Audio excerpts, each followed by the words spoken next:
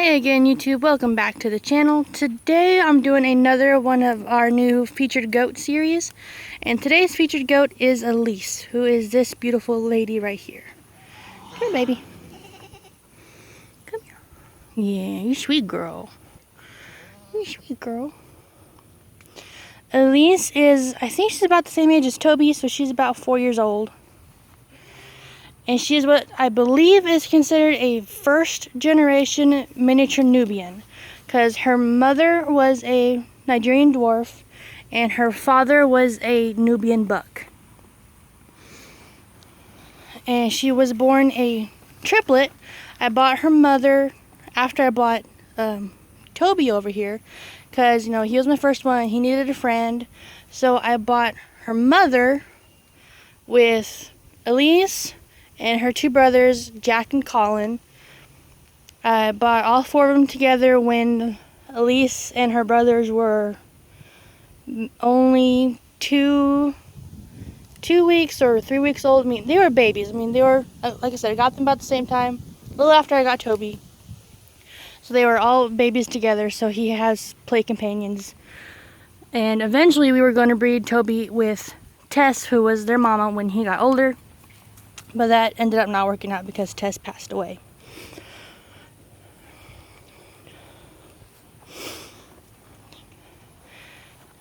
But yep, I have not bred her yet. The only buck I had that was tall enough to get the job done was her brother Jack, and I wasn't going to do that. Since they've been out, she came into heat the other day when Toby didn't have his apron on. So he may have gotten her, we don't know. I doubt it. I mean, I don't think she likes the little guys. She wasn't standing very well for him. But yeah, she was born a triplet. Her brother gave me quite a few kids from him. Actually, that's one of his kids over there. Kaylee and her half-sister Winnie over there are Jack's daughters, so they'd be Elise's nieces. Elise's nieces, try saying that again. I don't have Jack and I don't have Colin anymore. I sold them to a friend of mine to add to her farm to be studs for her, and I hope they do a good job for her. Oof. But yeah, I've had her since she was a baby. Most of the time she's really sweet. She's a little standoffish now because the last couple times I've had to grab her has been to either deworm her, update her on her shots, or trim her hooves. So she's a little Miss Touch Me Not right now. But as you can tell, mini Nubians I don't think they get as much credit as they deserve, because they're supposed to have the milking qualities of both a Nubian and a Nigerian without being super small, like to get under your feet, like say Evie over there, who is a straight Nigerian dwarf, or be so big and overpowering like a straight Nubian like the other two I have out in the big pasture, which are due this month actually. Nubians are really well known for their milk production. I mean, some of them can give up to a half a gallon, maybe even 3/4 of a gallon of milk a day. And they have really high butter fat, along with, you are not the featured goat again, I'm sorry, your turn is coming, I promise.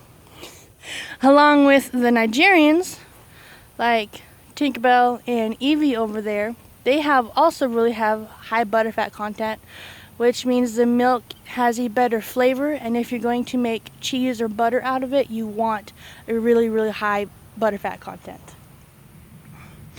Like I said, I have not bred her, I haven't gotten any milk out of her, but she should, whenever I do breed her, she should produce a lot of milk for her babies, and if I wanted to milk her for myself or my family, she should produce semi-decent tasting milk. Now, the flavor of your milk also depends on what you're feeding your does and their proximity to a buck.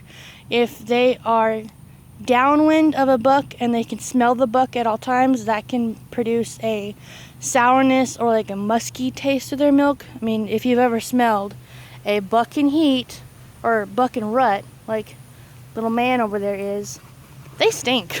I'm not going to sugarcoat it. They stink, and thank you, Toby. I really needed that. And that affects the flavor of their milk. Also, what they eat, like if you have onions growing in your pasture, we have wild onions growing in our backyard. If a goat eats that, not only will it affect their breath, but it'll affect their milk. So, but if you're taking good care of what you feed them and what they're next to, you know, if they're near the men, then they should produce really good quality milk. And even if you don't have the best, like a registered milk goat, really, Toby? Or one from fantastic milking lines, you can still get a pretty good one from a commercial line, which is what Elise is right here. I know, he got a little friendly with you, didn't he?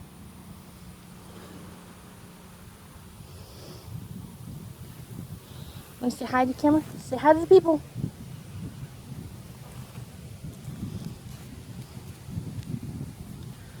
Like your butt scratch, don't you? Yes, you do.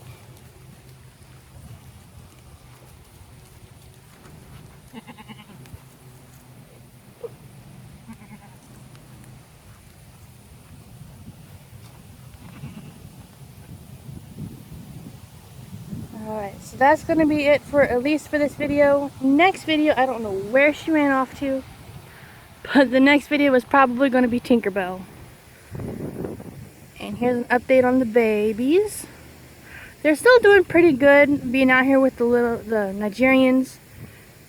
As you see, Maverick now has his apron on. He is wearing a dog collar, and he has some strings attached from the collar to his apron, because as a goat eats, they don't necessarily bloat, but they get bigger, and then as they sit and relax and chew their cud and stuff, all the gases gets released, and then their waistline shrinks. I mean, no different than a human. I mean, after Thanksgiving dinner, you feel pretty big and need to undo your belt a little bit.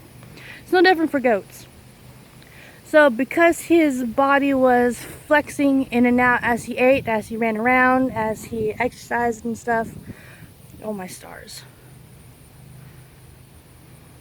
What a goof. But as his body grew and shrunk in size, he just walked right out of his apron. So we had to make a little harness for him to keep it on. And I wish I got it, but Paisley had her head hanging off of the milk stand. It was hilarious. But yeah, next video is going to be Tinkerbell, unless you guys say otherwise. I believe on the first video I did with Toby, in the comment section, or excuse me, in the description below, I posted all of the other goats' names. So you could pick if you wanted to do a specific one. Otherwise, I'm just going to do it in the order that I got them, and try to do a little more tips and history about them, and tips about the breed. Just whatever I can think of. Most of this I'm thinking of on the spot, so I apologize if I missed something or I repeat myself a couple times. Excuse me. So that is today's video. Please leave a like and subscribe if you like our channel. I know everybody else is saying this, but it really does help us out. And let me know what you guys want to see. Do you want to see more of the little ones? Do you want to see mostly the big ones? Do you want to see more of the babies and the babies that we're going to have this month? I mean, I'm going to post those anyway. Ask me questions. I'll try to answer them. I learned all of this stuff either by myself or talking with other people. So I want to be a community with you guys where we can talk and ask questions to help each other out, learn from each other's mistakes, figure out what works for you, what works for me, and just go from there. So Maverick's going to say us out today. Say bye-byes. Give a kiss.